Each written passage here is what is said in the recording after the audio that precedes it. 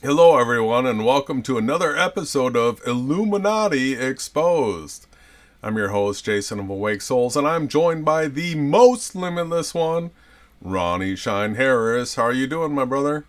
I'm good, man. It's great to be here. I'm full of energy tonight. It's going to be a fun topic. We're going to go through a bunch of stuff, man. Thanks a lot. I'm really looking forward to tonight's podcast. Yeah, me too. And awesome new stinger. We've got things happening, people, that you don't have any idea. Like things are just gonna be popping up, new, fresh, breaking. It's groundbreaking stuff. So we're doing everything that we can to make accepting the truth as palatable as possible because we know it's a bitter pill for most people. So we are going to be going into the depths of scientism exposed. Once again, we're going to be talking about how the whole theory of evolution. It's similar to the theory of heliocentrism. It's all a basis for believing that you came from no creator. So it's another Freemason psyop. We're going to show you the proof of that tonight. What else, brother? What else is on your mind? So I guess no airplanes or helicopters crashed. I haven't heard any reports yet of anybody turning into a zombie or all kinds of things that could take place when the first bowl is poured out, the first trumpet. So yeah, it's Wednesday. We're halfway through the week. There should be more content coming out too. What else is on my mind? So definitely the theory of evolution. So tonight we'll be getting into a little bit of people that did a good job talking about destroying the theory of evolution, and we're going to get into also them talking about stuff that's not truth. You it's almost 90% of the time you find someone that's put into a position where they overstand a topic. Generally what you find is hidden underneath they'll have some kind of disinformation that leads you back off into the path of destruction. That's the way the new world order has always done it. And they're never going to change their that's their game plan. So we're going to show you both sides of it, how Freemasonry had a huge hand to play in the theory of evolution, as well as modern day evolution debunkers like Trey Smith and Ken Hovind. You're going to see how they mix truth with lies, both of them. And but we're going to show a little bit of both. And it's a pretty laid back stream, Jay. We're not going to be evolution splaining too hard. There's just a few topics that I want to bring into it. We don't have too much scheduled tonight. What's on your mind? Yeah, so the GGGGG, I don't know how much we can say about it, so I'm using a little bit of coded language. And so this was something that was on the docket where we're looking forward to it calendar wise, where we were wondering ourselves, is this going to be a pure fear porn event or is there going to be something to it? Because we know at some point there's going to be something to one of these New World Order narratives. And so once again, we get up to today where they supposedly turn on the GGGGG, and there's nothing happening as a result of it. Nobody's turned into a zombie yet that I know of, and no big commercial planes or anything has fallen out of the sky that I know of. If you know of any of these things, please share them, but I really don't think that they're happening right now. So it looks like it's another fear porn story. So this is one of the things that we have to weed through when it comes through the predictive programming, which there was plenty for something like this, that some sort of mass extinction level event's going to take place because everybody's zombified and mind controlled and all this kind of stuff. It yeah, so the more we go through this, the better we get at it, the more critical we are of something coming up as to really whether or not we put stock or faith in it. This one already seemed to me like it was going to be a nothing burger because the higher the frequency of something, the less the amplitude. So I just want to bang this home again to everybody. How many of you remember a thing called AM radio? Right? There might be a few people that still remember this. Some people may have never heard of it before, but back in the day, an AM radio had the longest longest radius from its transmitter, right, that a signal could be sent. So the thing with AM radio is it had distance, it had all this amplitude, but because of that, it's a lower frequency, and they couldn't put as much data through it, and that's the reason why we had low quality signal with AM radio. So then people said, well, we want higher quality signal, we want it to sound better. That's when FM radio came along, and now all of a sudden, by reducing the amplitude, now you were able to get enough bandwidth to have a higher quality signal. But then most people remember that the FM radio stations wouldn't reach as far as the AM station radios would. So here we are in the same situation. It's all radio frequencies. And so the 4G signal right now has a longer distance reach, right, but less data throughput. And the 5G that they supposedly turned on today, I really haven't heard much about it. It doesn't go as far, but you can get more data through it. It's a bigger pipeline. Yeah, and some other differences were that when you went under a bridge or something like that, or under power lines, you would actually lose the AM station. It would go to static, as well as the original first mobile house phones that we didn't have the cord on. They were also running the same type of a 5G type signal. But we're keeping a close eye on both sides of it. I have seen demonstrations that it could be used for really nefarious reasons. We don't put anything past them, but we definitely look at all sides of all situations and come up with the best attack or game plan. That's what Jason and I do. We're just strategists. So the whole 5 gigabit thing, it's so far we haven't seen any immediate effects, and we're going to continue to watch and pray the creator's will be done all the time over anything that man thinks he can do or anything that they try to do. We know that this is a supernatural realm, and we are at war here, and we're not warring against people with guns and swords right now, smashing out any teeth or anything like that.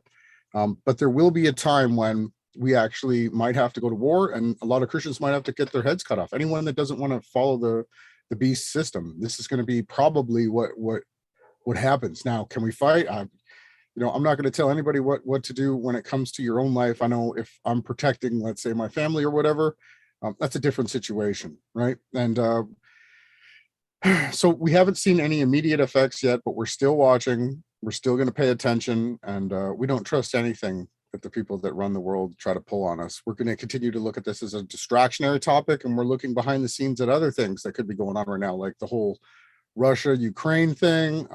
There's so many other things that have been, around on the internet too, right? So we're going to continue to watch. I saw just before we went live that them fighting words were spoken by Biden, and that the Russians have got a demand where they want something written on paper by Friday, and now the U.S. is coming back. We're not going to have that written on paper by Friday, and so it seems like these theater steps of war are progressing towards that, the kickoff event, right?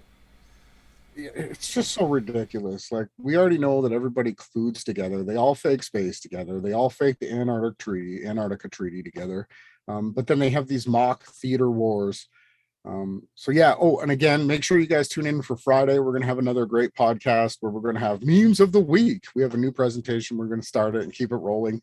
Hopefully the memes get even better throughout the rest of the week. I do see a lot of good stuff up there, a lot of truth. Huge shout out to YD. She's been throwing it down. I'm like, where's she getting these memes? She's like, don't worry about that. She's like, I got my places. I only do the good ones, she said. And I have noticed that she's been putting out some great memes. It's funny how memers don't really give their sources, right? They come from everywhere. So the internet is the answer. You need a meme, look on the internet. Now, how good are you at keyword searching and these different type of search engines are you into? And then when you create content, what kind of optimization skills do you have? How do you key up your things? Do you do your keywords in the thumbnails and in your videos and in the description box? And there's a whole other aspect to the whole social media thing. And then at the end of the day, if you tell truth, you're absolutely going to get censored. So there was a video that I shared. I'll be coded with my language over the orange juice topic and, nanobots and all this other stuff. And it was great. It was refreshing to hear the doctors give, oh, I said the word I didn't want to, both sides of the story. They answered honestly on both sides. And I tried to upload it everywhere. It kept disappearing. My phone went crazy. Jason, you witnessed to it. The video, I screen recorded it, and then I was uploading it to all these different places, including Telegram, and it wouldn't let me upload it. So I was able to then share the link to a few different places as well. Another update before I let it back to you, bro, is this chick on TikTok.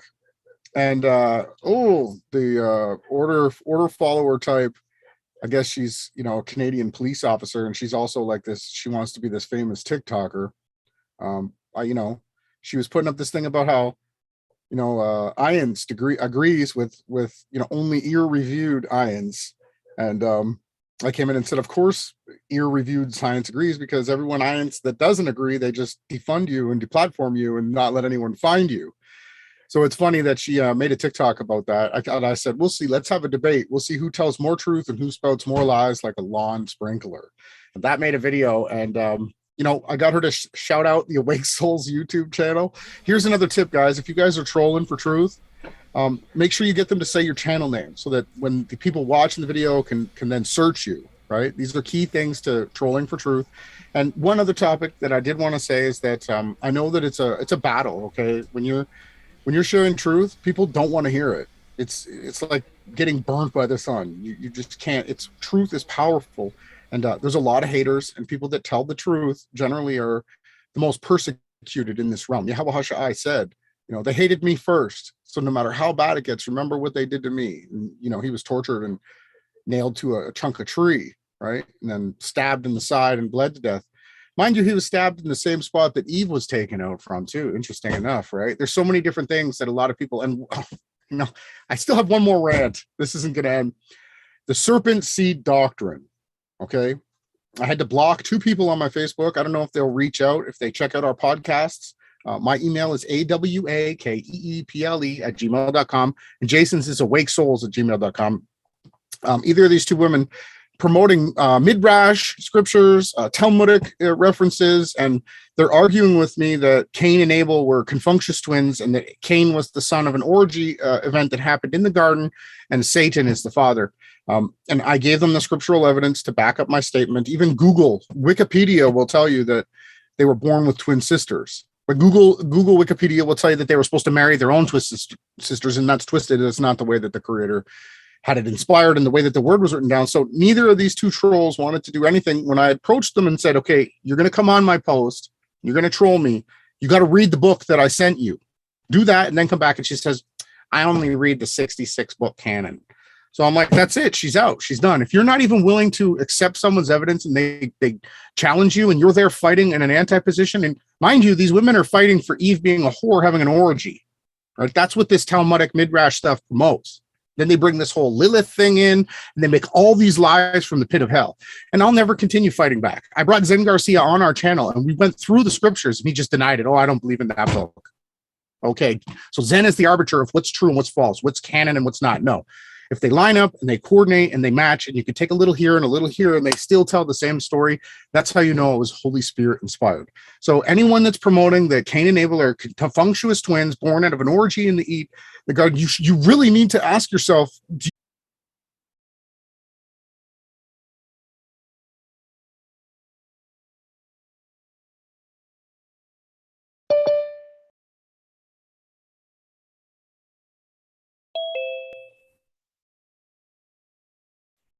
are we back?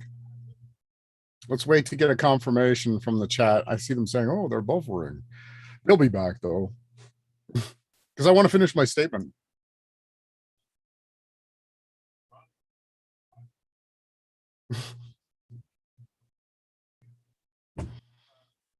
Okay. So what I was saying was that I never hear anybody talking about Eve, the mother of life, the mother of all humans, the first one. I never hear anybody talking good about her or what happened to her or when she was buried and how that went. But I'll have all these women that are Christians that come in and say that she was had an orgy in the Garden of Eden with Satan, and she had twins and Cain was the father. And then they'll throw like, what is it, Genesis 3:6, the Nephilim story. Now, Nephilim and Eve and Satan are two different stories. Like, you have to divide the two. This one happened before the other one did. You could chronologically put it together. So it's just, my heart goes out to, the spirit of Eve. I'm not going to allow anybody to just come around and blaspheme her. You're going to hear me show you the truth.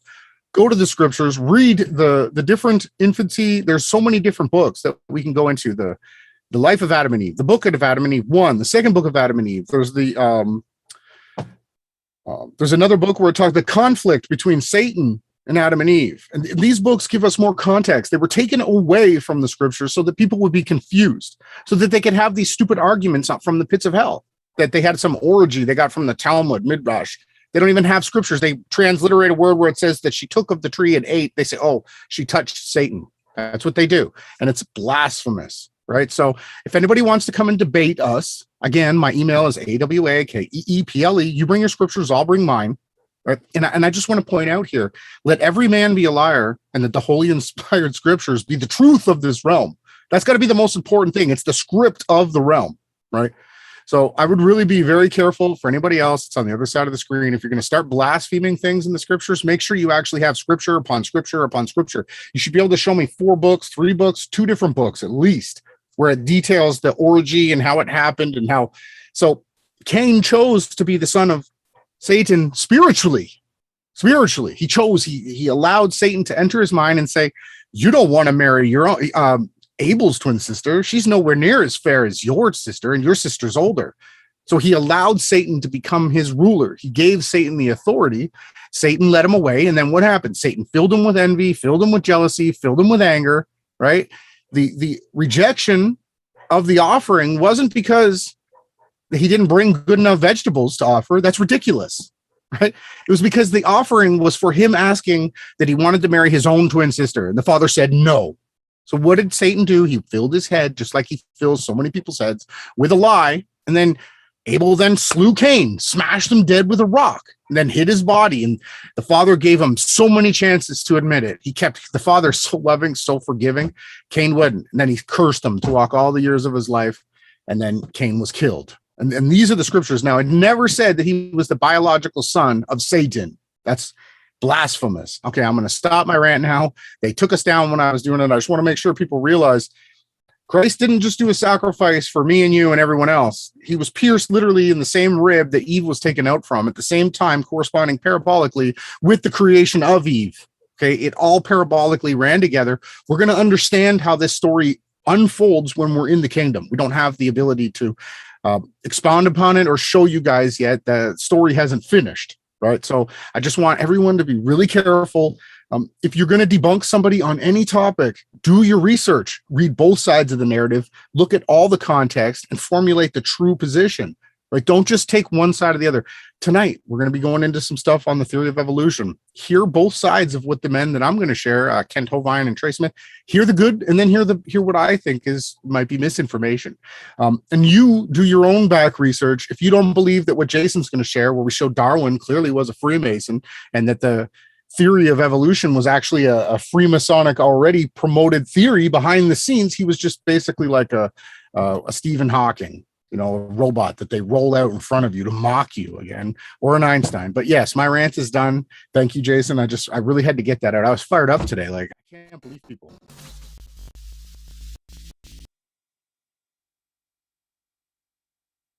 Am I back? Yeah, I should be back now. Yeah, we got blasted, everyone. Ronnie got on a roll, and boom, the internet pulled the plug on him. So thanks for hanging around.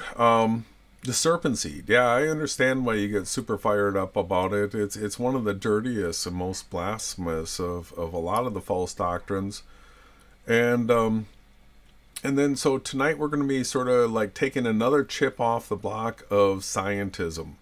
And so you mentioned this TikToker that made a video, and the entire video was a plea to authority. This is one of the things that we run across so often, is that the shills plead to authority. So it's always, who's got the highest credentials? Do you have a doctorate? Do you have a PhD?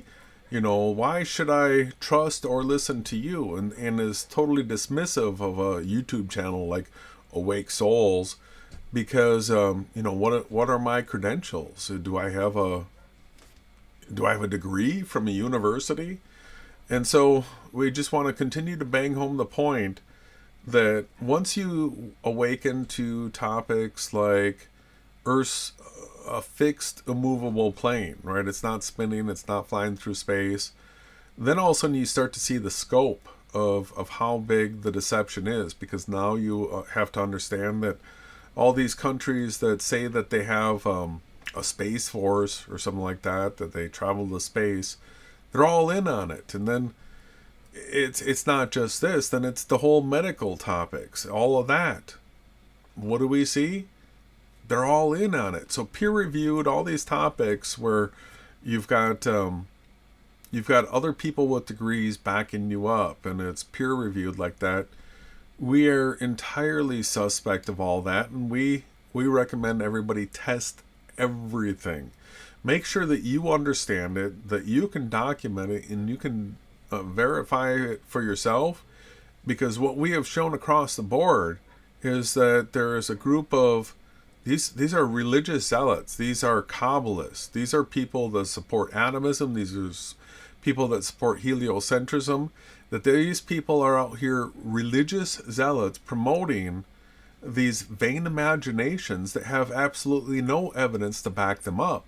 And so once you start understanding what it is that their models require, and then you start testing it. So do we have the intermediary link between this animal and this animal as far as evolution is concerned? Do we have a way of proving that Earth is billions and billions of years old and all the other things like that? What we find out is no, we don't have any of the evidence for that, and it's a religiosity that's nonsense. We're anti-Kabbalists across the board. So tonight we're just going to be taking another chink out of the armor for the scientism scientists, and just continue to expose over and over and over the agenda that's at play. Yeah, I couldn't have said it better myself. And I don't know what question I was being asked by Jerry. Something about, so I didn't understand what his question was. He could put that again. Yeah, thanks everybody for being here tonight in the chat, and everybody that's just watching from home that's doing their own studies. Thank you guys for being here. We really appreciate it. I don't know, Jason, should we get into this? Yeah, we can. We have a comment. I need to switch headphones and move everything around. And yeah, go through this. Somebody in the chat said my science degree is garbage now. I can't use it. All lies. Yeah. I call it a BS degree now. Yeah, Bachelor of Science BS degree. Absolutely. And it's sad because, a lot of people were told that this is the way that you get ahead in the world, and that you're gonna learn a bunch of truth, and you're gonna be a better, more intelligent person, and then to find out that it's just indoctrination, and that it's not even true. It's a painful lesson to learn. I have a meme for it too.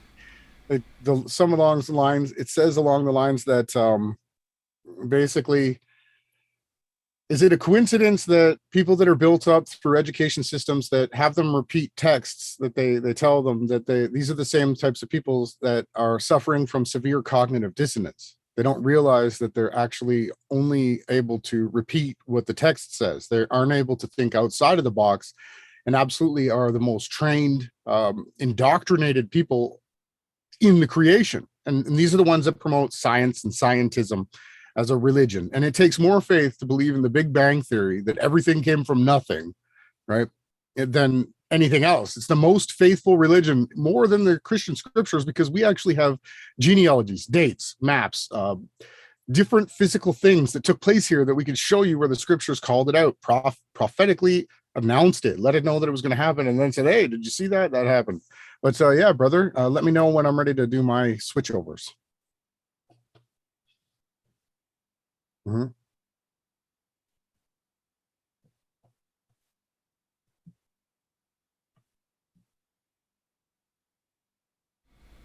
Have we? Yep, we're at thumbnail. Okay.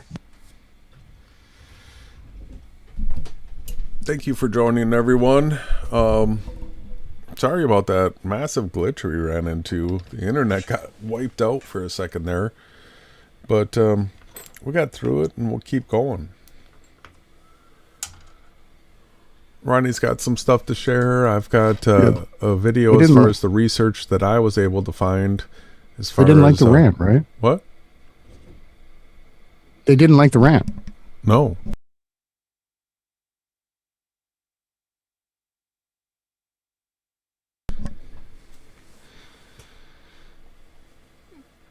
All right. I gotta make sure. Go ahead and take the screen share. I'll get you set up.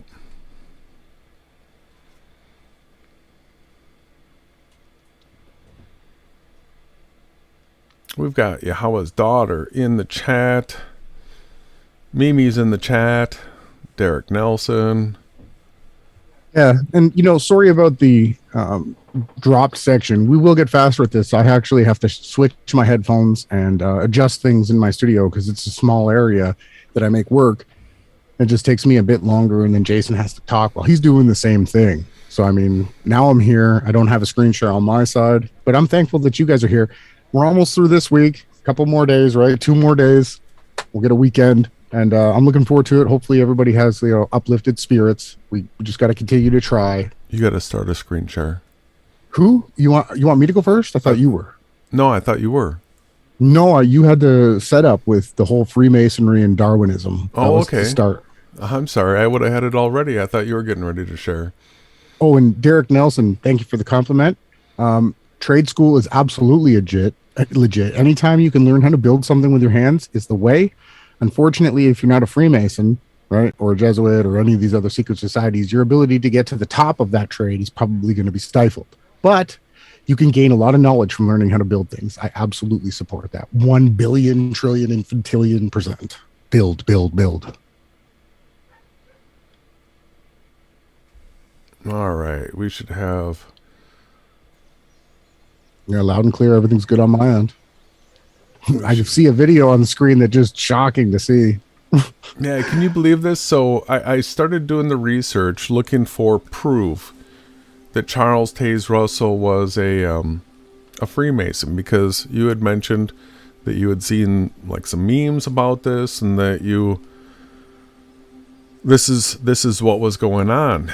People were talking about how evolution, the big guy for it, Charles Taze Russell, was a Freemason. So I wanted to find the evidence for it, and as I started digging in, I found the Vigilant Christian. So you remember this guy, right, brother? Hey, you're here with Mario from the Vigilant Christian for another Illuminati Exposed video, right? I remember all of his videos. It's very mockery, and he did tell the truth at the same time. Again, he's one of these characters that plays a dual role. He tried to promote himself as being an empath, and he was exposed as a narcissist, right? This is the type of thing that we always got to watch out for and pay attention. The only way you can really know is through testing your relationship with people. You can get to know them. Right, these are the keys that we always got to watch for. But Mario did do a lot of videos, and then it did come out that he did go to, I believe, a Jesuit school and was raised Jesuit and all that. But anyways, let's get into this. Yeah, so the first part of this video, maybe like the first half, it's a 10-minute long video.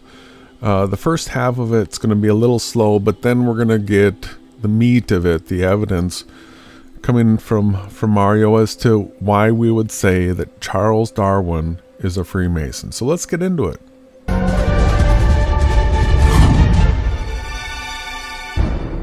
Hey everyone, it's the Vigilant Christian Mario, and you're here for another edition of New World Order Exposed. In today's video, I wanted to touch on the topic of why the Illuminati want people to believe in evolution again. I've done a previous video, so I'll leave the link for you to check it out if you haven't already in the description section. It's the one that I'm showing you on your screen.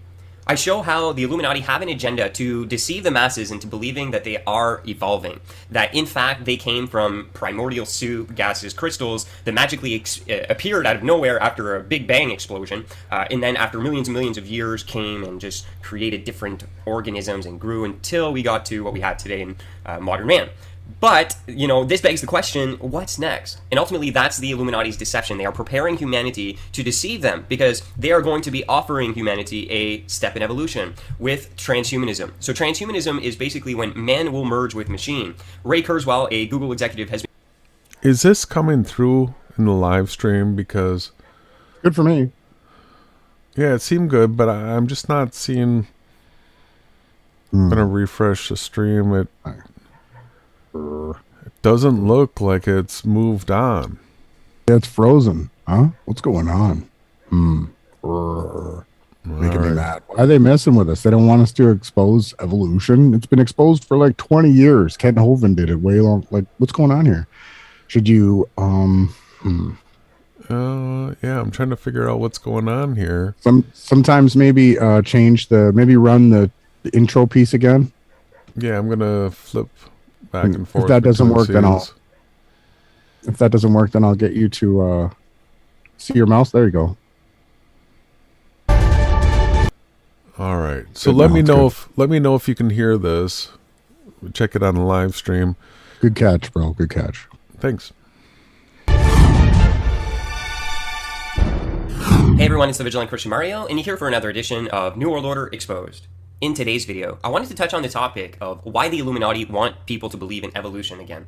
I've done a previous video, so I'll leave a link for you to check it out if you haven't already in the description section. It's the one that I'm showing you on your screen. I show how the Illuminati have an agenda to deceive the masses into believing that they are evolving, that in fact they came from primordial soup, gaseous crystals that magically appeared out of nowhere after a Big Bang explosion, and then after millions and millions of years came and just created different organisms and grew until we got to what we have today in modern man.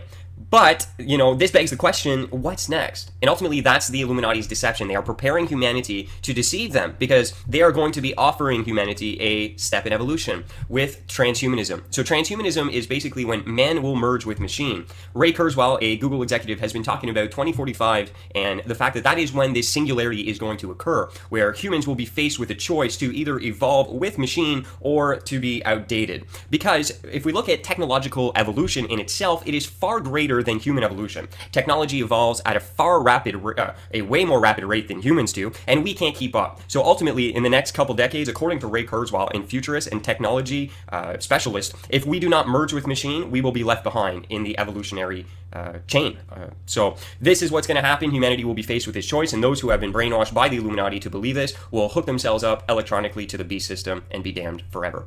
So what I wanted to do in today's video here is actually play a clip here from Know Your Enemy Part 47 on evolution by the Fuel Project. I'm going to leave the link for you to check out the Fuel Project in the description section, but this is important because we need to understand that the secret societies, the Illuminati, have an agenda when it comes to evolution. So this video actually exposes that, so let's go ahead and watch it and I'll comment as we go.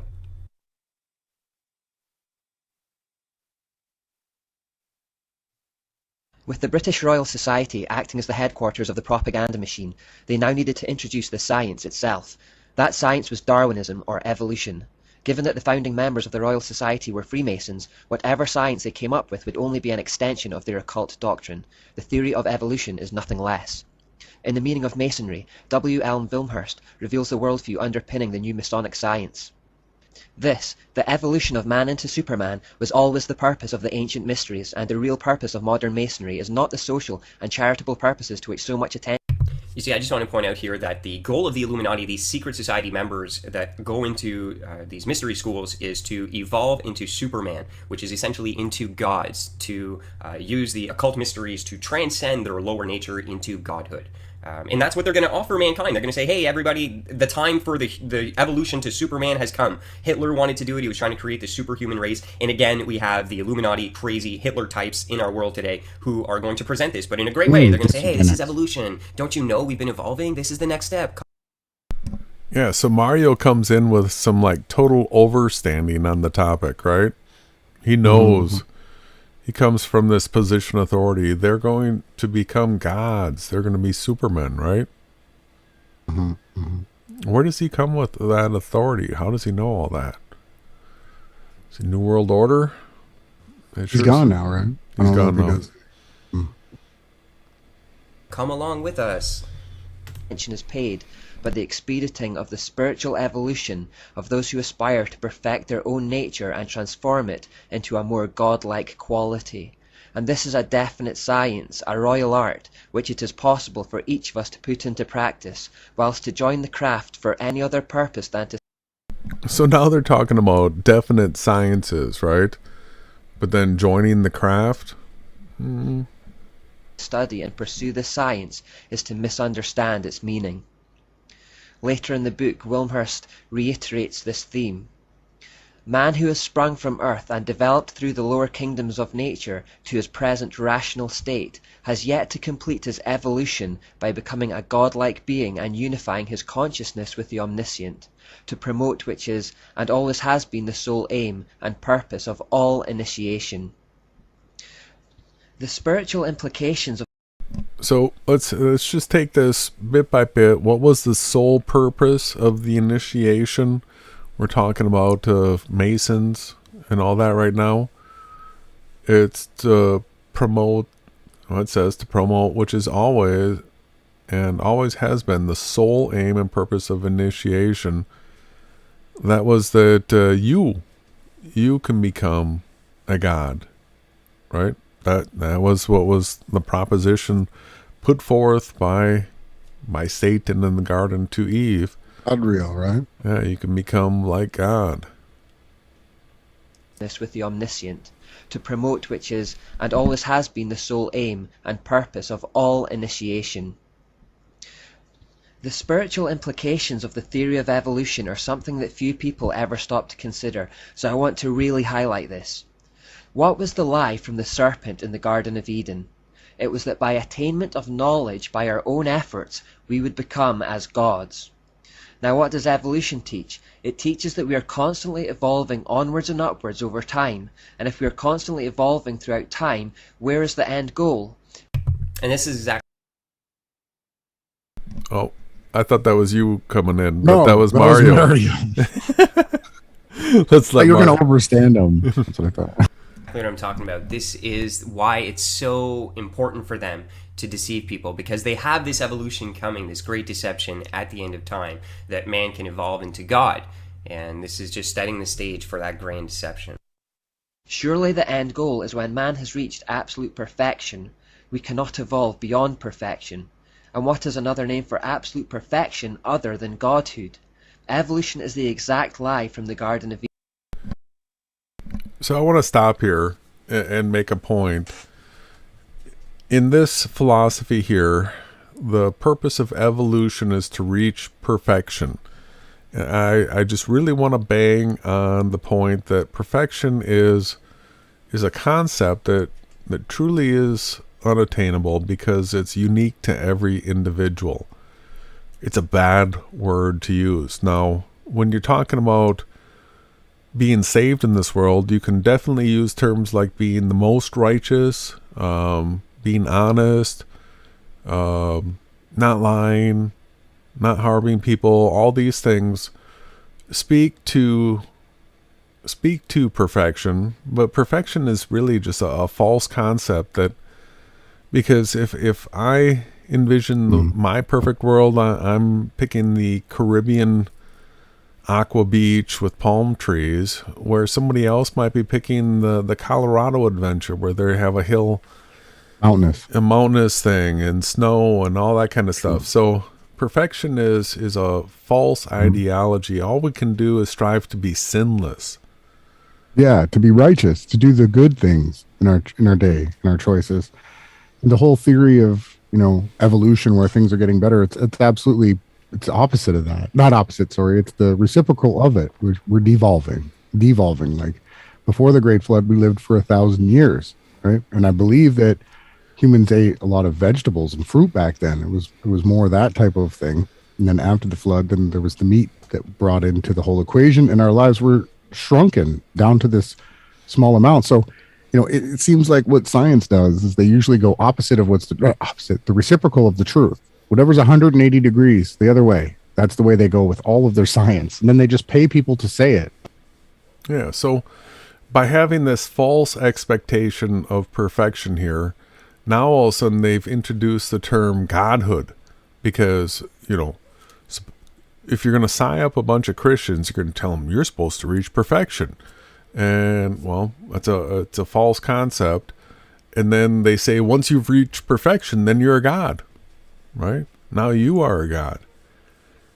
It's a false concept, the whole thing. Eden, that mankind can become perfect or godlike by our own efforts through knowledge, or science you may call it.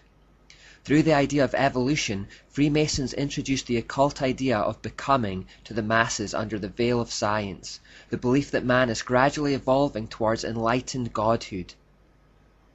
What many also don't know is that the basic idea of evolution did not originate with Charles Darwin. According to Mackey's Encyclopedia of Freemasonry, it originated with his grandfather, Erasmus Darwin. Dr. No, that's significant. So it did not originate with Charles Darwin. It originated with his grandfather, Erasmus Darwin, who is a well-decorated Freemason. Check this out. Erasmus Darwin was the first man in England to suggest those ideas, which were later to be embodied in the Darwinian theory by his grandson, Charles Darwin, who wrote in 1859, Origin of Species. Now, Erasmus Darwin was the founder of the Masonic Lunar Society. According to author Ian Taylor, the Lunar Society was active from about 1764 to 1800, and its prominent influence continued long afterwards under the banner of the British Royal Society. The group's That's a bad banner to be under. The British Royal Society. Yeah, that's Freemasonic, absolutely. name owed itself yeah. to the fact that the members met monthly at the time of the full moon, which suggests some kind of What's the other group that meets at the full moon? Lots. Pagans, Wicca. Yeah, the you've Wicca got is what I was the thinking of. Druids. There's multiple different categories, the people that do this. Yeah, but they're keyed in on the full moons. So he was the head of the Lunar Society. link to the goddess Ashura again. The membership of this group boasted such luminaries as John Wilkinson, James Watt, Matthew Boulton, Joseph Priestley, Josiah Wedgwood, and Benjamin Franklin. These men, along with other members, were given the title Merchants of Light. I asked you this question earlier today. Do you think there's anybody that's ever won like a Nobel Prize that wasn't part of the Freemason societies? No, absolutely not. All right. And we just heard recently that there is absolutely nobody that's made it onto television that Yeah. hmm hasn't Not a witch. Not a witch, right? Doing witchcraft, right? We know who owns the TV, Mackey's guys. The Encyclopedia airwaves. of Yep. Freemasonry says, before coming to Derby in 1788, Dr. Darwin had been made a Mason in the famous Time Immemorial Lodge of Canongate, Kilwinning, number 2. Boom. There it is. Granddaddy, or grandpapa, or papa, he was a Mason. Okay? Do people see what's going on here? I'm telling you, evolution is a lie by the Bang your Illuminati. desk. Who are the Illuminati? They are Freemasons. Darwin's dad. Like, come on. Come on, people. Like, did you have your coffee today? So he's coming in like he's banging on his people a little bit, saying, Hang the desk there. yeah, are you guys idiots? Come on. Well, no, we're just learning who all these Freemasons are now. And, you know, fortunately you did cover it and put the clues together for us. But yeah, you can't bang the disc until you've actually shown enough people that, yeah, they are Freemasons. But I guess thank you for what you did, Mario. Today, you got your eyes wide shut, don't you? You're walking through life with your eyes wide shut. Come on.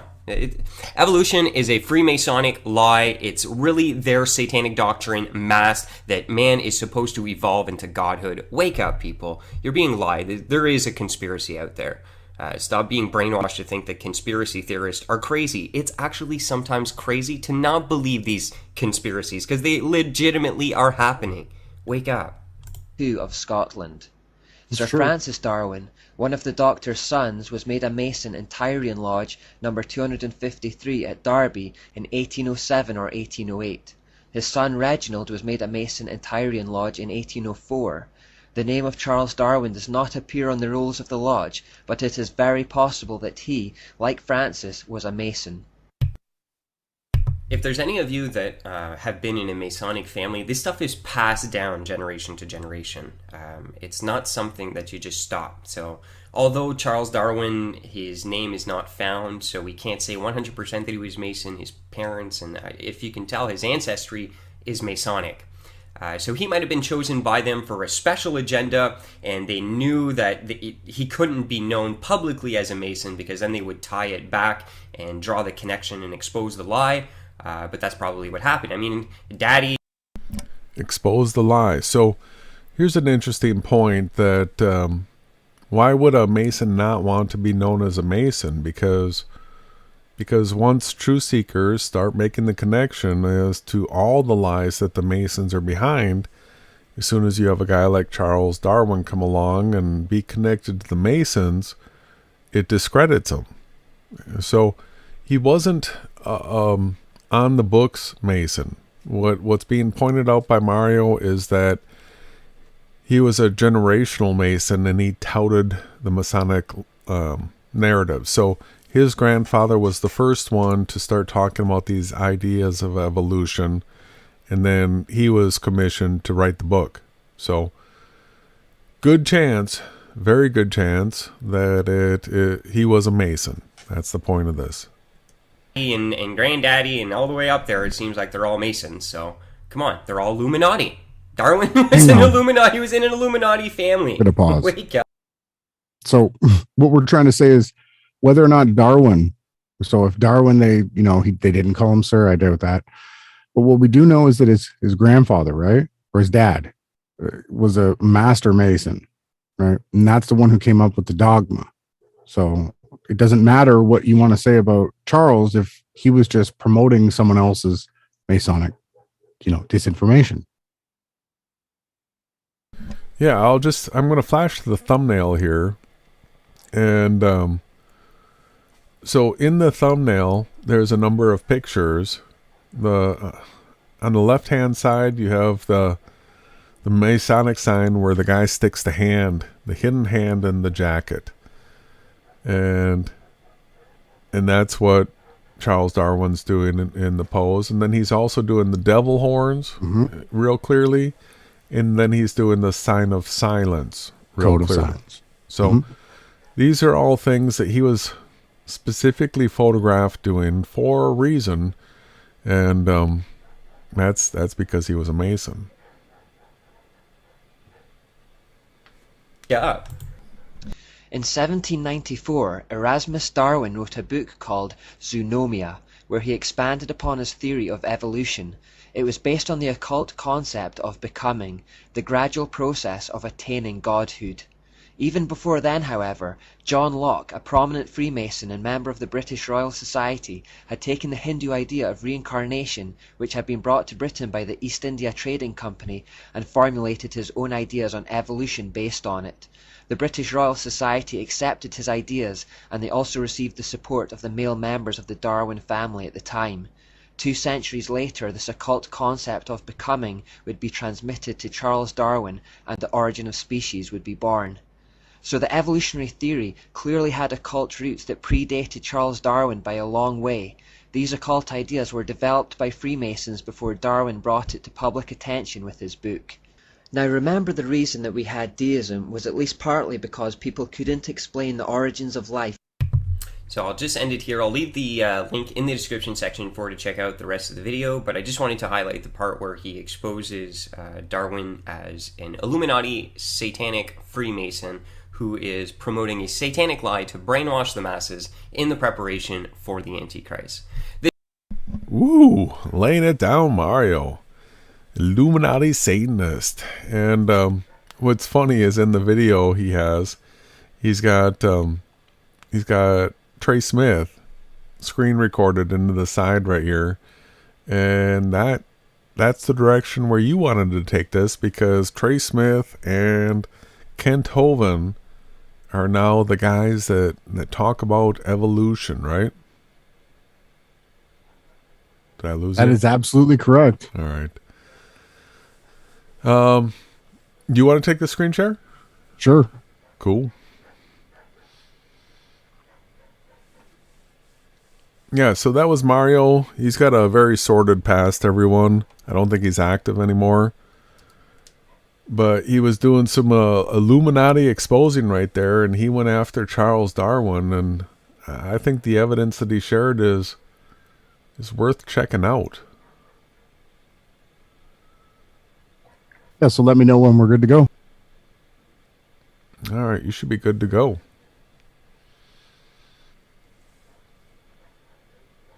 Okay, so looking at what we have here. 1 second. Right now, we're on Ken Hoven's channel. So, oh no, this isn't his channel, but I mean, this is a clip about Ken Hoven. So he was the guy that came out strong and hard against the theory of evolution. So we're going to get into a little bit of what Kent has to share. Roaches become resistant to pesticides after a while. Do you think they'll ever become resistant to a sledgehammer? I bet there's a limit. Yeah. Okay. They still. So does anyone believe that? You know, it's pretty interesting, right? You know, they can get resisted to chemicals, the roaches, but no matter how many times you smash them with a hammer, they die. It's the point that Ken's making here. Produce the same kind of plant or animal. That's not evolution. That's just a variation of the same kind, okay? And the information for that variety was already present in the gene pool. No new information is ever added. The dogs or the pigs don't learn to fly or become pink. Okay, there's no new information added, just scramble. So, you know, what he's explaining is that everything was created like its kind, and everything has children like the kind it is. There's nothing that's mixed or crossed or created from nothing, or, you know, nothing's turned from a cat into a flying eagle. We don't have any evidence of that. That's what his point is. Scrambled information. And the gene pool of the new variety is now more limited than before. Somebody spent years crossbreeding dogs to develop a Chihuahua. All that work to make a dog that is 100% useless. It's funny, though. They're funny. That's a good joke. The crowd likes it. Let's turn all the Chihuahuas in the world loose back into the woods. How long would they last? There's your evolution. They'd run up to the wolf. Yep, yep, yep, yep, yep. Crunch. Go ahead, make my day. A useless dog. Genetic information was lost when you got your variation. It wasn't added. You might have selected a certain slice of the gene pool with small dog, you know, quick characteristics, but you didn't add anything. You selected something from the population. I come from Illinois, corn country. There are so many kinds of corn up there, they have to number them. You'll be driving down the highway. You'll see BX65, don't mix it up with XL29, you know, something will blow up. But I'll tell you what, folks, you can crossbreed your corn from now till the cows come home, and you always get corn. You will never get a hamster or a tomato or a whale to grow on that corn stalk, okay? True. It won't happen. There's a variety of cows, and they probably had a common ancestor. It was a cow. Variety of horses, no question. Probably the zebra and the horse had a common ancestor. But the kids are going to be taught in school tomorrow in your town that the horse used to have 4 toes. Well, there's some things they don't tell the kids about this Eohippus to Equus series, which has been proven wrong 50 years ago, but still is in your textbooks right here in this town. They don't tell them the original so-called horse is the size of a fox. It was a meat eater and had 18 pairs of ribs. The next one had 15 pairs of ribs. A couple of trips through the buzzsaw did that. And then it miraculously grew back 19 pairs of ribs as it evolved, and then back to 18. They also don't tell them the whole thing's been proven wrong a long time ago. Like this guy says in the biology textbook, other examples like the gradual evolution of the horse have not held up under close examination. So none of these things have any proof. So what you get in a debate with someone who is promoting the theory of evolution is a bunch of theoretical ideas. Same with the people that promote that they live on a spinning ball. They take the argument or the debate into a thought experiment. There's no validity or evidence or anything for any of their claims. And this is the dogma that's leading our society into the pits of hell. This is why we don't have rounded, intelligent children, because they've been force-fed nonsense lies. It's like common core of creation is what they did, right? Jason? I agree. That's a polite way of saying it's proven wrong, okay? This G.G. Simpson back in 1950 said the example of the horse family has been unintentionally falsified. They knew 50 years ago this was false. Why did they keep that in your textbooks? This whole thing was made up by Othniel C. Marsh in 1874. He picked animals from all over the world and put them in order the way he thought it might have happened. They were never found in that order. Modern horses are found in the same layers as the so-called ancient Equus or Eohippus horse. They're found in the same layer. So it can't be the ancestor, that's for sure. The ancient horse is nothing. Okay, I'll just break that down a little bit really quick for you and unpack a little bit what he's saying. So when he's talking about the layer, he's talking about the sediments, the way that it was laid down with the flood pumped everything that was on the earth around, and it was put into a basic sifting process. Like if you were to pan for gold, the gold rises up. Well, certain things ended up in certain layers of the strata of the earth, and we can dig into the ground and we can go through these layers. They're there. And excuse me, for him to point out that the two different types of horses were found in the same layer, so then therefore they lived at the exact same time, right? It's a very simple debunk of evolution. And, you know, we don't have any evidence of anything but what we actually can see here now, and that cats and dogs can't have children, right? You know, let's just continue with a few more things, because, you know, he was quite good at what he's doing. Like, Jason, are you there? I am here. So in your opinion, he sounds professional, confident, and educated, right? Yeah, funny, overstanding. For sure. And I don't even know this. It was like, I don't know, 20 years ago, Yeah. at least. He made minimum. it simple. Very simple. Yes. Nothing but a high-wrestler theorem, which is still alive today. By the way, the ribs, the toes, the teeth are very different in these animals. In South America, the fossils go exactly backwards. Instead of three-toed to one-toed, it goes one-toed to three-toed in the fossil order. They won't talk about that much, but you check it out. That's a fact, folks. They're never found in the order presented in the textbooks. Three-toed and one-toed graze side by side. Plenty of information on the internet about that. Tulsa Zoo finally took out their display because so many folks complain, why do you have this horse evolution display in the zoo? It's been proven wrong 50 years ago. Take it out.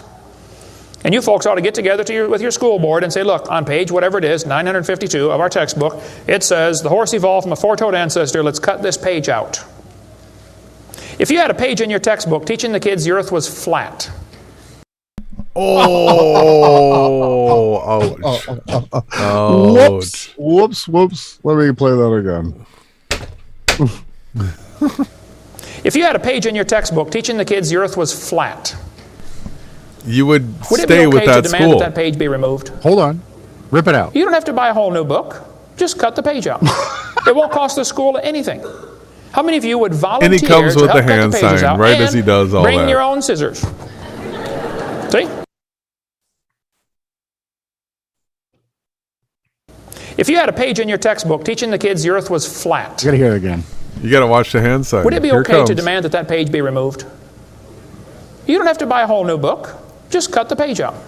It won't cost the school. There it is. Hang on. Should I Bingo. take a screenshot? 666. Okay. Kent Hovind. Oh, click. Took a screenshot. We'll save that for later. So again, what Jason and I have been continuing to say for years and years and years is that the people that are put up in front of you come through with partial truths, and then they infiltrate in like a little leavens the whole lump. They put in a little bit of badness into their teachings that leads you off to the pits of hell, right? So we'll move on here. So just so everybody knows, let's look at his channel a little bit. So this guy has a dinosaur. So again, what I was just showing you was Kent Hovind absolutely destroying the theory of evolution, ripped it to shreds, right? Shreds. Then he went to jail for tax evasion, right? Left his wife and all this other stuff that he got let out of jail. And now he has Kent Hovind. Welcome to the official channel. He has Dinosaur Adventureland.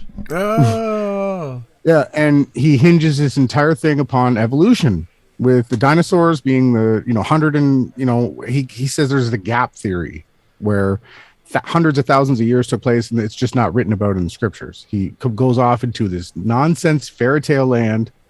He just turned straight shill. Yeah, so the guy given the evolution as a psyop narrative is then given the Dinosaur Adventureland narrative. Mm-hmm.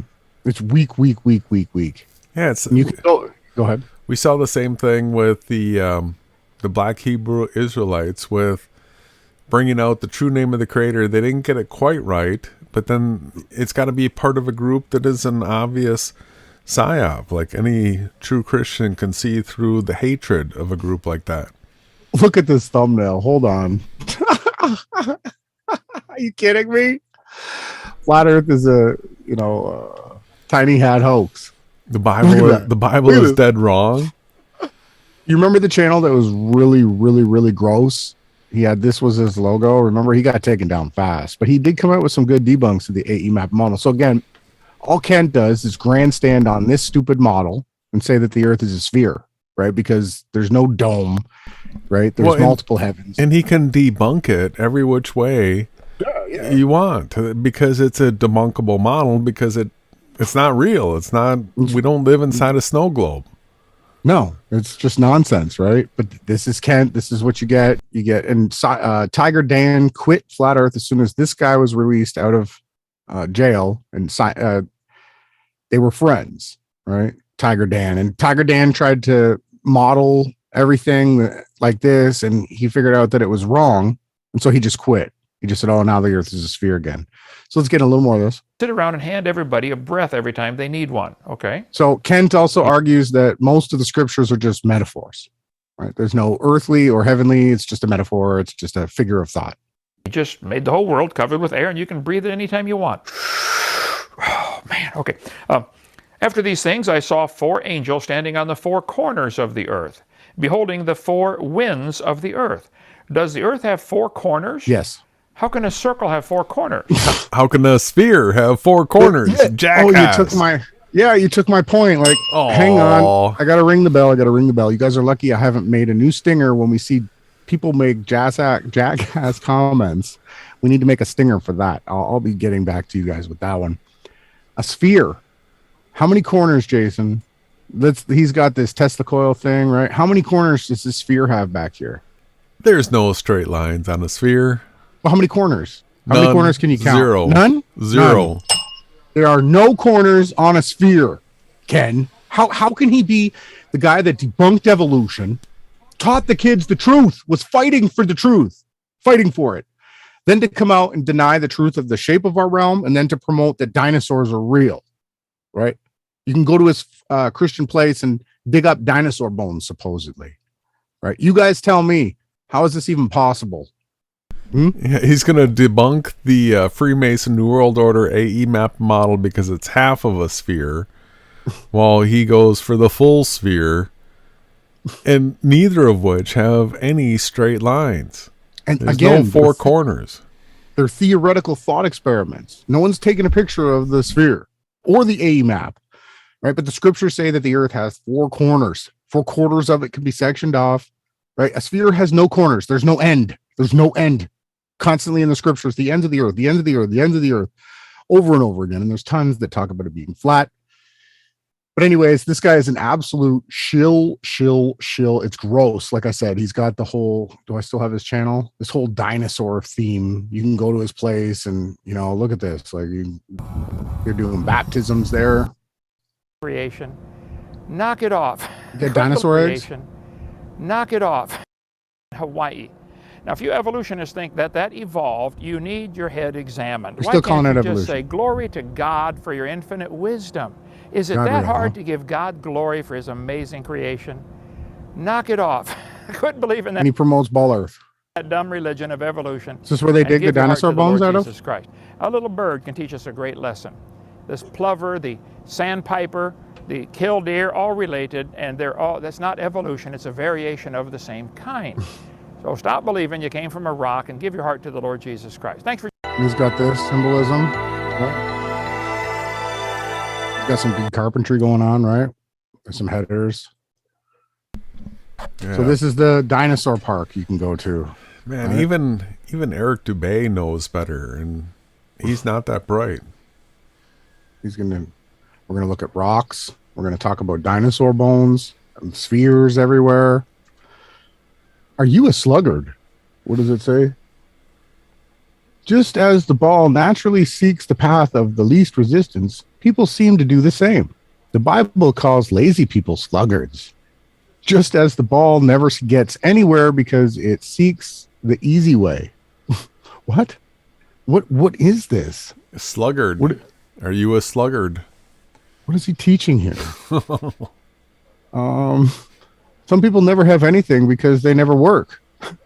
Quote, the soul of the sluggard desireth and hath nothing. says Proverbs 13:4. Christians need to overcome the tendency to do the least and instead try to do the most for the Lord. So absolutely, Jason and I think that if you ask us if works, what's about works, I'll tell you that I'll show you my faith by my works. They go hand in hand. You just don't have one without the other, because then you're not telling the truth. But don't be a sluggard. So you get there and he tells you that he's telling you that heliocentrists are sluggards. All right? No, don't be, right? Yeah, you're going the easy route there.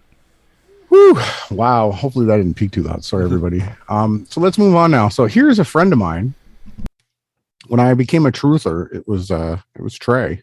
Trey was the one that, he came in with this whole debunk of evolution. He was the next Kent Hovind, right? And he did a much better job. He speaks much better. He was into producing content. So let's get into a little bit of this. Especially the biological living life forms on this planet are dependent on all sorts of systems. So hang on a second. Symbiotic relationships here that he has in the back is the most important part of debunking evolution. So what we can observe is that everything works together with everything else. If one of the things weren't into being, none of the other things would actually work. This is called symbiotic, right? This is what we see and observe and multiply test. We don't learn any of this in school. Well, and one of the biggest symbiotic rules that I feel is like one of the greatest debunks of evolution is all the animals that are born male and female, all of them, like every single one of those species, the male and female, would have had to have evolved and came about at the exact same time with their equal and different, right, sexual organs in order to reproduce. You would have to have both male and female at the exact same time, otherwise you wouldn't have reproduction. So the likelihood of every evolution that would be necessary to have both male and female at the same time it's statistically impossible. It's unreal. And then we look to the scriptures, and it teaches us that the Father hath created these things. Like if you were to pull up a 3D modeling program and you make yourself a male dog, you make yourself a female dog, then you put the code inside them that when they mix, they can make 7 different kinds. This is how Fox do it, but I'll continue here. Dependent on all sorts of systems. But there went up a mist from the whole earth and water.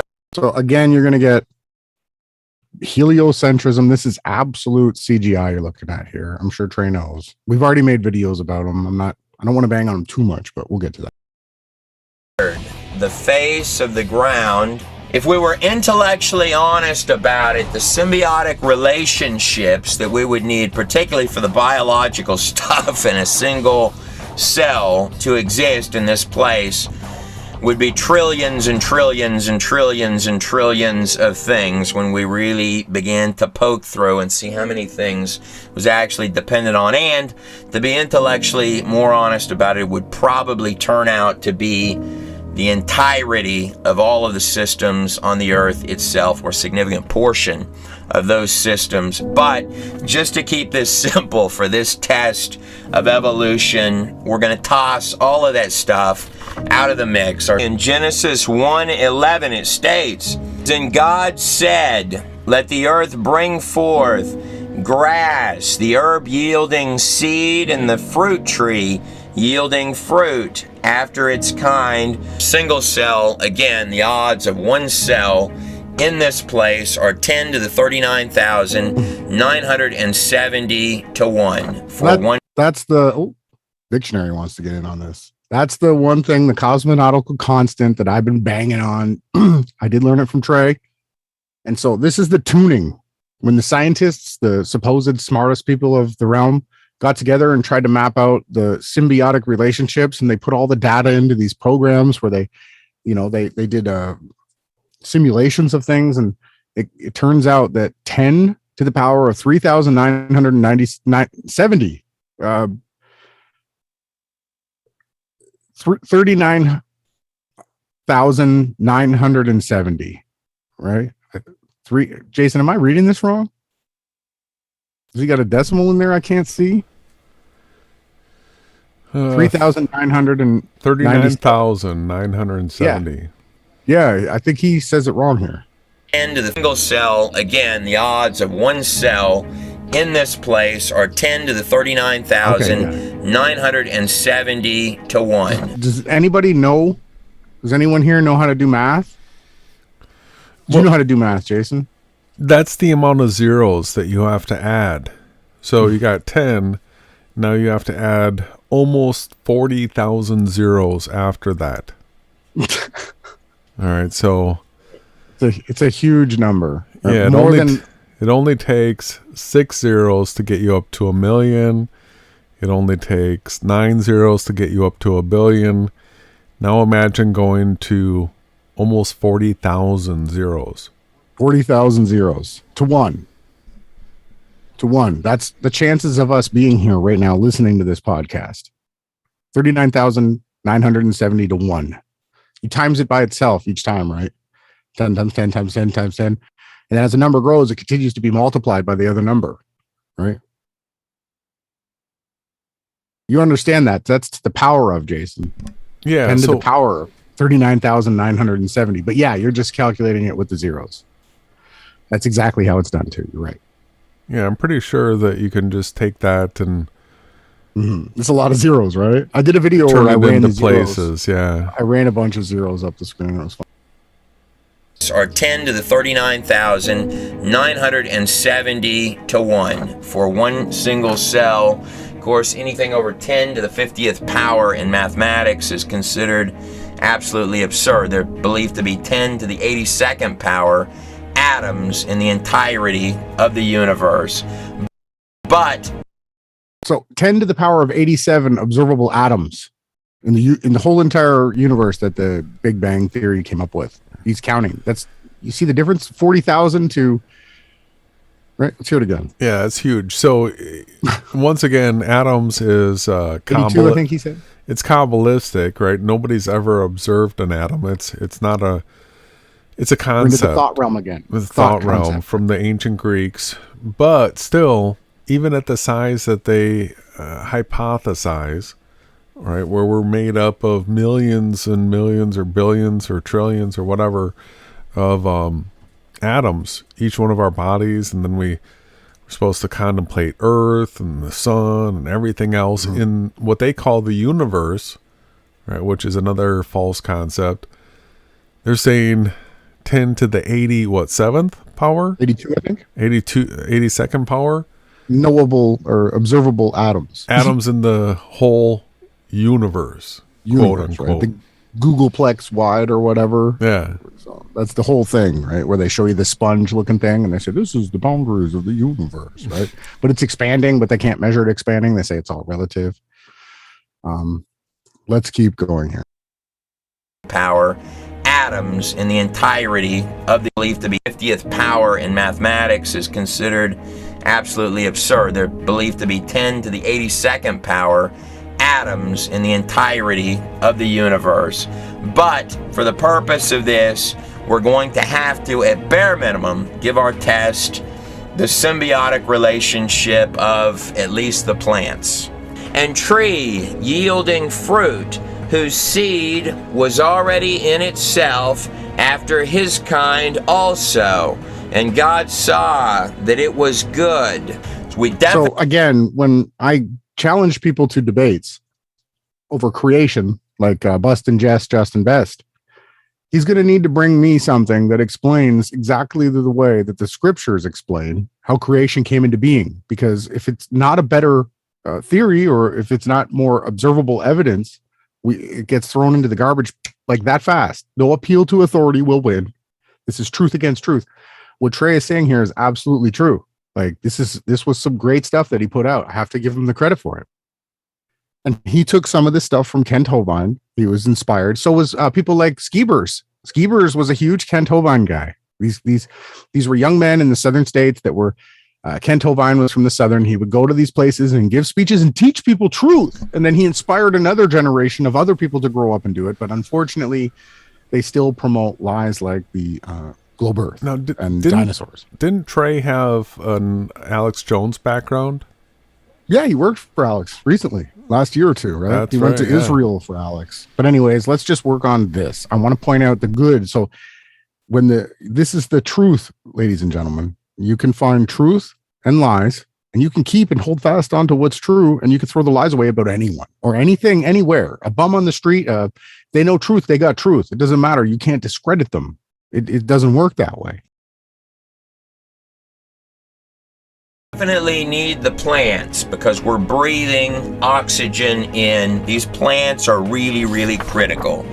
Now, we need many, many things that are beating those same odds coming into existence simultaneously, like these guys here. And if we were to actually take a deep look into the plants, you're gonna find that the systems for the plants that are running the seeds are symbiotic systems as well. You don't get the plant without the seed. And the seed, mind you, is a biological program as well. It's got all of the coding intact with no spare coding to make a plant or a tree. It's got to have all of its little parts doing all of their little jobs from the start. But nonetheless, for the purpose of this test, it gets the cell, it gets the seeds, it gets the trees, it gets the coding, it gets to violate the entropy, which we observe every single day, that things decline over time, not improve. So I just want to cut in here. Here he's got the number, part of the number up here, 10 to the power of all these zeros. So Trey absolutely knows that he's in a simulation. He just promotes that he lives on a sphere in one, when it goes clearly against the scriptures, and he knows that. But this is what he did, and this was an old video. This wasn't new. When was this? Oh, I can't see. At least 7 years ago. He called it a biological program, which yes. clues you into the notion that he actually understands what you're saying. He creates content like we do through modeling and editing programs. So he understands how to create something, then therefore you can easily see the creation story lining up with the simulation theory. That's what Jason and I have been screaming, and Trey knows it, right? He does. We're also going to give it a free pass on all of the lotto wins that it's got to redundantly win. We're going to give it as many of those as it needs, time and time again, for the purpose of this test, as well as allowing it to ignore all of the symbiotic relationships which would have to develop simultaneously. There's no land in that CGI shot that he's showing with the globe. Yeah. It's been... And I also just want to sort of dig into the entropy statement just a hair. Entropy is the dispersion of energy. So like when a golfer tees off and hits a golf ball, he concentrates all the force that he can through the whip that he has in the shaft and then the mass of the club head, and he delivers all that energy into the golf ball and tries to send it as far down the fairway as possible. So what happens is once the ball gets up in the air, it's got wind resistance and it starts slowing it down. Then it hits the ground and it has greater resistance, and then it rolls to its stop and its energy is dispersed. So in all examples, we have entropy taking place. It's always the dispersion of energy. We never have it happen the opposite direction, where the golf ball is sitting in the middle of the grass and all of a sudden it absorbs all this energy from the ground and from the wind and it launches it back and puts it on the tee. Right? No, we don't have that. That's not how it works. So everything is a dispersion of energy. That's true. That's a fact. True. Another real big one that we're gonna have to kick out of the mix. Mendel's laws of genetics. Sort of a large third strike, as well as their modern day refinements. It's not like we just started studying genetics yesterday.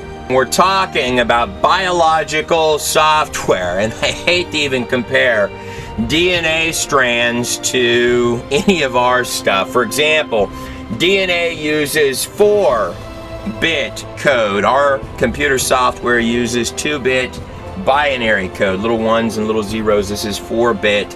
Well, it has to be. It's CGI he's looking at, but the theory of all that is pretty interesting, right? I'll give him that. This is CGI. Yeah, it's CGI. I've never seen it. Never. No, it's another thought experiment. Never been observed. But 4-bit would be cool. Yeah. Right? Yeah. Oh, lost it. There we go. So we'll continue.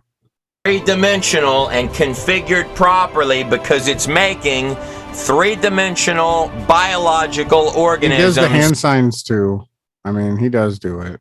You know, that whole crew. And also Robert Farrell was good friends with Trey too. They worked together on the Book of Enoch, and that stuff was all good. I enjoyed that content. Robert did this the last time he was on. It upset a lot of people. I know. We don't want to have doing the 666 hand signs, people, right? From scratch. Not only are there no spare parts, not just on human beings, but on any other species of creature on Earth. They're all a precision completeness. But more than that, unlike machines that we make, like computers and things of that type, it can do redundant error correction to make sure that this comes out right. And unlike... It's great CGI. It's great CGI. So let's just get into this clip. Would not exist. So if I've got a monkey that is slowly turning into a person, there has to be actual cellular coding for every little tiny piece of the transition, just like these computer programs on this screen will only open to become what they are because their lines of software coding only have the specific line for line instructions to open and become whatever the program is. You need precise code for every... How can he say that, brother, and not explain to people that we're in a simulation? Because that is the explanation for cause and effect. Everything is being exactly what it is. Right? So there's people that are... You've got an avatar body and you're a decision maker. You get to make decisions based on the input that you witness. You get to say things. You get to write things. You interact with other people, and based on the decisions, the things that you say, the things that you do, a program runs. Now, everything can only be what it is. Nothing's ever going to change into a thing that it's not. But definitely based on the decisions that you make, you will change timelines. You will affect outcomes, for sure. Single line. Because just like computer software, this coding has no extra instructions for making spare parts. It has exactly inside those digital instructions the coding that it precisely needs to make the organism exactly as it is, with no spare coding.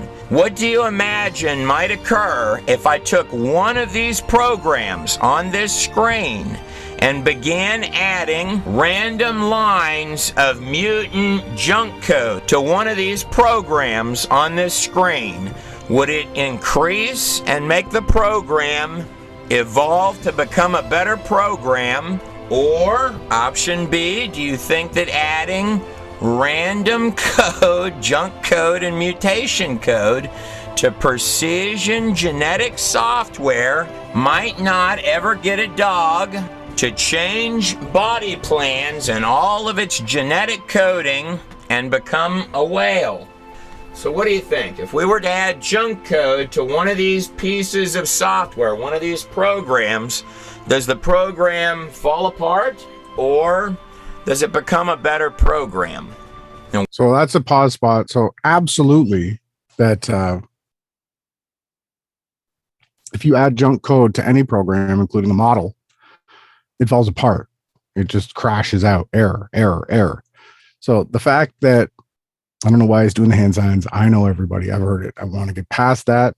And what he's explaining to you guys is the coding and the way that this creation is coded. That is why Jason and I strongly believe that we're in a simulation, a created reality, not something that's physical and rocks. And we teach people that this is a spiritual experience inside of a supernatural realm, right? And Trey was very advanced, very ahead, had great demonstrations and explanations about this, while promoting the fact that it was coded to be a sphere when we can't measure any curvature, and that we know that water alone levels out, right? And we're 72% water. And the scriptures constantly say that the earth is fixed and founded, it cannot be moved. So if Trey's a crypto Jew or whatever anybody wants to say or call him, I do respect that he put out truth. And like I said, sometimes you just have to take the good from the bad. And you know, Trey's works walk before him as mine does, Jason's, and everyone on the other side of the screen. You guys, your walks, the way you treat people, the way you love, the way you teach, the way you heal, the way you carry yourself, it walks before you. So the next part here, so Jason and I have been discussing this because we actually do have some areas around here where we could actually go and look at some kind of these. So these are fossils. This video here, we got Trey Smith, the guy who did all that excellent work explaining how the simulation works, how the coding of it works, which is, you know, in essence, you know, very high level understanding. He then goes on to debunk Richard Dawkins while promoting a young dinosaur theory where dinosaurs lived like less than 200 years ago. And there's footprints here. So Jason and I have been discussing this. I'm going to play this clip, then we're going to talk about it. And then that'll probably be close to the conclusion of the podcast. So you ready, Jay? Do you have anything to say? I'm good. After. Going in many different directions now. But anyway, I always have time for, interesting projects. So, I'd be interested in hearing more about what you're up to. Well, and that's a good, I tell This might even be a dinosaur museum here in Texas. I believe Trey was living in Texas, right? Yeah, Where's it's that? possible. I think Texas has some Dallas? dinosaur places. I don't know. I know they have them out west in Alberta too. tell you what, it's an honor to be on a phone with a man that interacted with Richard Dawkins and did the most thorough presentations arguing against the footprints. I've got some cash. You laid on me how much it would cost. What I'd like to do is I'd like to get a large painting with like a big demon. And so a big demon. What? I didn't get the large painting with what? Well, it's got a big. Well, hear me out. You're gonna like the rest of the painting. It's got a big. Okay, so it would have. And this is only one of the paintings, but it's got a very large demon in the background, and it's got the footprints underneath. You say a demon, like a devil you're talking about. Yeah, this would be, but this is funny. I think you're gonna like it. You've got a demon in the background, and then you've got the footprints that are underneath. So those footprints there at Glen Rose, right there in front of the demon, is you, Glenn, holding an iron pipe and bashing the footprints so that no one can see the human footprints with the dinosaur footprint. No, I'll pay you for the painting. Will you do it? So the guy that he's calling is allegedly the guy that went and destroyed the footprints. They're telling everybody that dinosaurs lived with man like a couple, maybe 150 years ago, and they had these prints. And the guy that he has on the phone is the artist or someone that defaced these prints. Let's just keep going here. That's the state. I'll pay you well. I'll get you. You tell me how much you need. So this would be a demon in the background, and you viciously coming at the footprints with an iron pipe and smashing them up, and you can be frothing at the mouth or however you want to do it, Glenn. You can even put Richard popping out from the side of you if you want. Do you want to do it? I'll pay you. I'll pay you good for it. So, in my opinion, what the overstanding could be with this agenda here is that that's the guy who actually carved out those footprints, and Trey might be somehow kind of calling them out. But that's not what Trey's promoting. Trey's promoting that he defaced them, broke up the human print that was beside the, I don't know, dinosaur print they're calling that, right? But Trey also debunks a lot of the dinosaur stuff too. So let's just continue here. I feel like looked at old comedy records. You know, who is this really? I don't really. No. I'll pay. Listen, I'll pay you very well for it. Obviously, you run across the rumors about me just doing it, and Glenn, I've seen the before and after shots, man. I'm telling you. Listen, Glenn. I've seen your drawings. You do good work. So one reason they could have destroyed them was because maybe a professional person who does stonework could have told you that, yeah, that was chiseled. He could show you evidence on here. So what they do is they go and they tell that guy to go and smash it up so we don't get caught out as frauds, right? Because this is the crux of the topic that Jason and I wanted to talk about. We're looking at, like, did the Freemasons go around and created all kinds of propaganda, fossils and stories and all these different types of things to help promote the theory of evolution? Yeah, right? fossil footprints, right? So it's an interesting topic. It would be obvious. Just imagine some of these footprints, like a lot of them are like these three-toed things. So you would think bird, right? And then you have a footprint that's like the size of a human foot. So now all of a sudden you're thinking really big bird, but it's in stone. So what was this? Liquid rock? Was a bird walking on liquid rock?